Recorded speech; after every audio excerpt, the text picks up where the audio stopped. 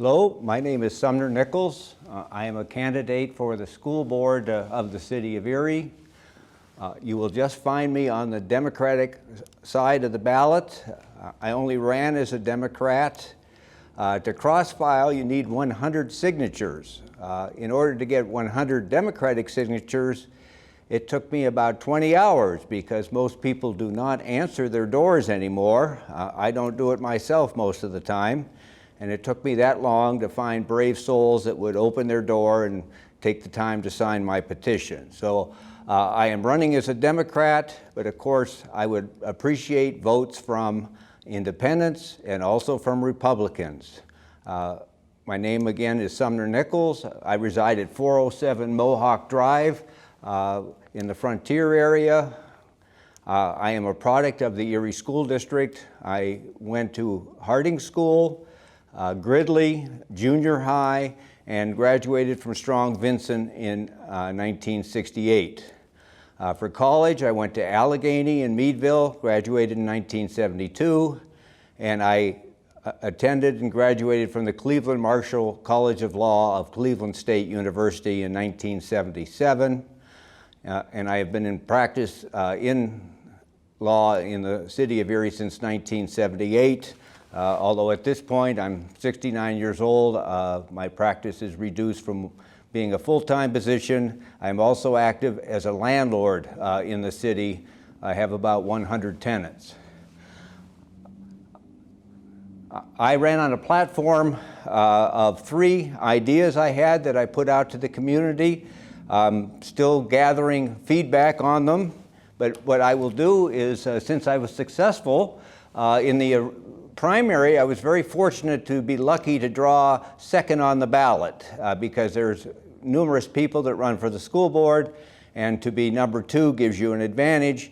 But I will be number 2 on the Democratic side this fall. This time it'll be earned. I came in second to longtime school director John Harkins in the ballot, and really the rest of us were pretty closely clustered, but I did come in second, which I was pleased in that I come from the 4th Ward, which is north of West 8th Street, west of State, which is one of the smaller wards. There's 6 wards in the city. I'm the Democratic chairman for the 4th Ward, and the 4 wards which are north of 18th Street, the 1st, 2nd on the east side, 3rd and 4th on the west side, represent about 40% of the voters. The 5th ward, which is southeast Erie, has a larger population because of land grants from Mill Creek. The ward boundaries were drawn about 1870 when the city stopped at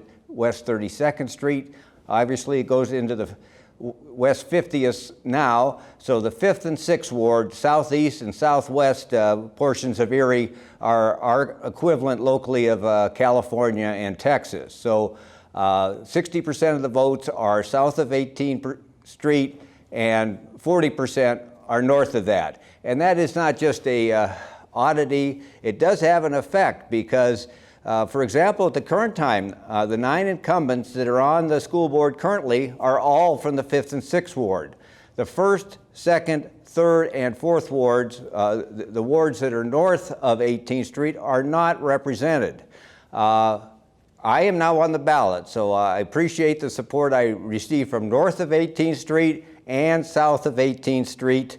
I thank in particular Ron Comey, who is the chairman of the 6th Ward, and Sean Lynch, who is the chairman of the 5th Ward, for helping me out in the primary campaign. But I do think it would be better if there was a geographic representation of the whole city for the school board. As you know, it's a part-time position. It does not pay. There are 9 of us, so it's quite a group. So to have any influence will take some effort, or putting in one hell of a lot of time, as John Harkins has done. And he's entitled to having some respect for the time he's put in and the efforts he's made. But it's a big task. There's 9 of us. There's 15 schools currently. There's 10 elementary, 3 middle schools, and 2 high schools. That's 15. You can't expect school directors in a part-time position that is unpaid to become familiar with 15 different schools. If we were to divide the city into 9 geographic districts, each district would have 1 or 2 schools in it. For example, where I live, it would likely be Harding and Strong Vincent. If that were my district, I better know who the principal is of Harding, who the principal is of Strong Vincent, who is the head of the PTAs at both schools, and to be familiar with what's going on at those 2 schools. I think we need more local control. I think it's an advantage the charter schools have over the district, because the district is so big, it's just too much for any one person to really be able to grasp. So I have drawn up a plan, and I've distributed it to the ward chairman in the city and to the Erie County Democratic Party, which would create 9 geographic districts, and then the school directors would be elected by districts. This is permitted. It could get into place as simply by a majority vote of the school board. This would not damage the control the 5th and 6th ward has, in that they would still control the board, because 60% of the population lives south of 18th Street. So they would always be in a majority, as they should be, based on 1 person, 1 vote. I have reviewed this plan with Mike Dedad, the 3rd Ward chairman, and Ron Comey, the 6th Ward chairman.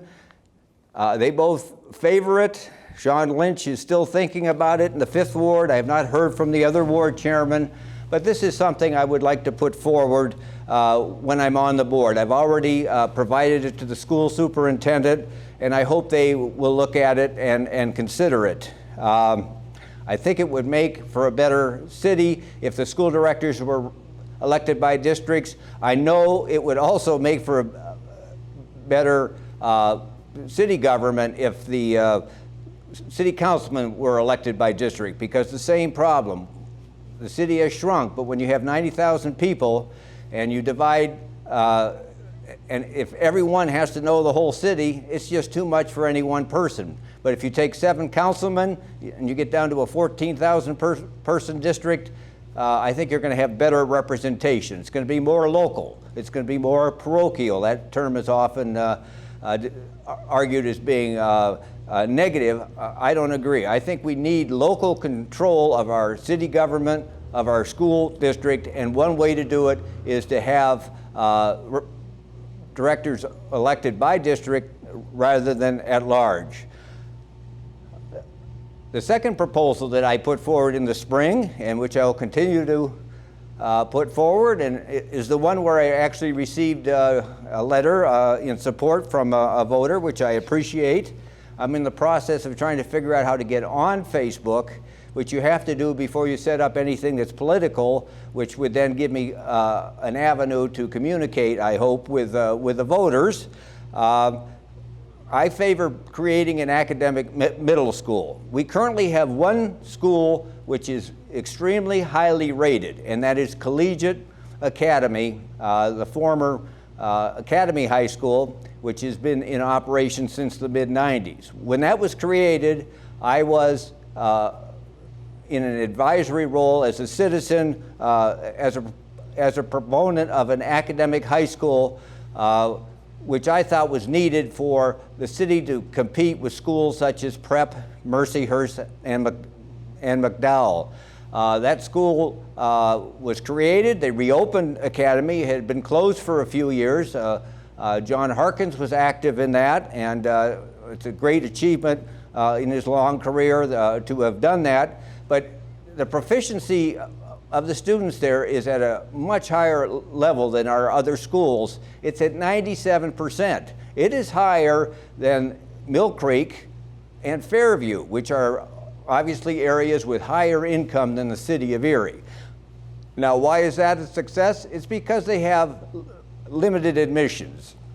My wife, Barbara, who passed away in 2016, was the guidance counselor at Collegiate, and for some time before that, an English teacher there.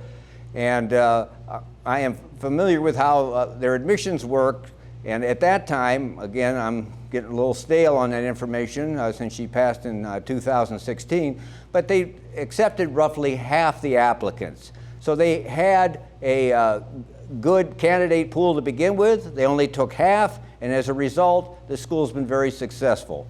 I think we need to do the same thing with the middle school. Right now we have 3 middle schools. The west side would be Strong Vincent, we have East, and then we have Wilson in the 5th Ward. I think that we should create an academic middle school. The logical one may be Wilson because of its location, and I think it should be set up to parallel Collegiate in that admissions would be based on academic qualifications and test qualifications. I think this would enable us to compete with the local parochial schools, the local charter schools better, and just keep in mind what a big job that the city schools have. We have a low income situation in the city. The best thing that could help this city and our performance of our schools would be to increase the minimum wage to $15 an hour. I own a tavern for some reason in Buffalo, and I've owned it for a long time, 30-some years. New York State is moving to a $15 an hour minimum wage. My bartenders up there make $8 an hour. We're not shorting them on overtime like smugglers here in Erie, and they're making a higher wage to begin with. We need to do this in the city. The city is providing the low-wage assistance to the hotels, the restaurants, the nursing homes. We need to be compensated as a city for that. The people that are doing this hard work should be paid more than $10 an hour. As a landlord, I have many tenants that are struggling with 2 jobs, 3 jobs to get by. The school district will complain, well, the parents don't show up for the conferences. And I say, how can they? If you're making $10 an hour and you have a couple of children, you're working 60, 70 hours a week. You don't have the luxury to spend extra time. You don't want me banging on the door about the rent. We need a higher minimum wage. The state is controlled by the Republicans right now in the legislature. They have this nice law that says only the state legislature can change the minimum wage in the state. And so until that changes, we've got a problem. But that is what would help us more than anything in the city, would be to get the wages up to a $15 an hour. The third idea I had was improving our schools, and it was based on Mr. Zogsby's report, which said that we had somewhere close to 4,500 empty seats in the district. To me, that was an appalling number. That was like 5 or 6 schools, and we, of course, are paying for those lights to be on and utilities on and janitors and security and administrators. Well, Mr. Zogby, when he revised his report, brought that number down to about 1,500. So it is not the problem that I thought it was in the spring. What I am currently working on, which I think will be of assistance, is I am comparing our budget with the help of the superintendent. He's been very helpful in answering my questions. I tell him I'm of more advantage to him before I go on the board than after I'm in a state I would call being on the balcony. I'm relatively objective at this point because I don't know all the personalities and such. But what I want to do is go school by school and compare our staffing to that of Mill Creek. There are many differences between the 2 areas, but the advantage of using Mill Creek is a comparison. It's right next door. Everybody knows it. And I did come up with one advantage that the city has over Mill Creek, and it's geometric. The city is square. Mill Creek isn't, so I assume they spend more on busing than we do here in Erie. I haven't proved that theory yet. So I would like to see that we be as efficient as possible. I don't agree with the district's hardline stance with the charter schools. They've been picking on, in particular, Erie Rise. Why can't we just get along is my view on that, to quote a famous Californian. And I think that's what we need to continue. We need to work together with the parochial, private, and charter schools for the benefit of the city. I appreciate your vote. Thank you for listening to this statement.